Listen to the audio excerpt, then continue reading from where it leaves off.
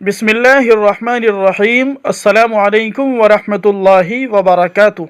محترم سامعین کرام، بہت بڑی خبر آ رہی ہے دارالعلوم دیوبند سے۔ لوک سبھا انتخابات کو لے کر دارالعلوم دیوبند نے بڑا اعلان کر دیا ہے۔ محترم سامعین کرام، دارالعلوم دیوبند میں کسی سیاسی شخصیت کا اب نہیں ہوگا استقبال۔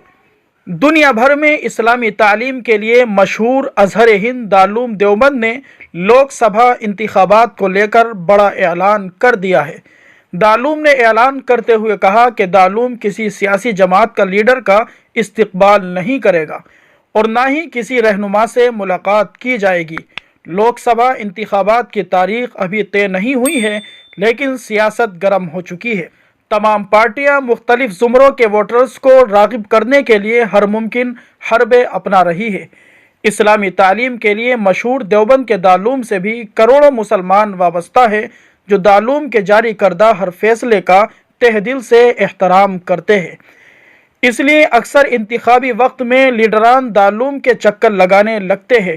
دارالعلوم کے محتمم حضرت مولانا مفتی ابوالقاسم نعمانی نے واضح کیا کہ کسی بھی سیاسی جماعت کی حمایت نہیں کی جائے گی۔ چند سال پہلے یہاں ایک جماعت کا سربراہ آیا تھا۔ اس سربراہ کے ساتھ آنے والے مقامی لیڈر نے پارٹی سربراہ کے سر پر سابق محتمم کا ہاتھ رکھا تھا، جس کی باہر جھوٹی تشہیر کی گئی تھی۔ اسی وجہ سے قبل از وقت یہ فیصلہ کیا گیا ہے۔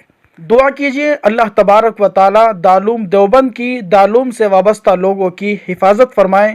اللہ تبارک و تعالی ظالم حکمرانوں سے پوری امت کی، بالخصوص ملک ہندوستان کی حفاظت فرمائے۔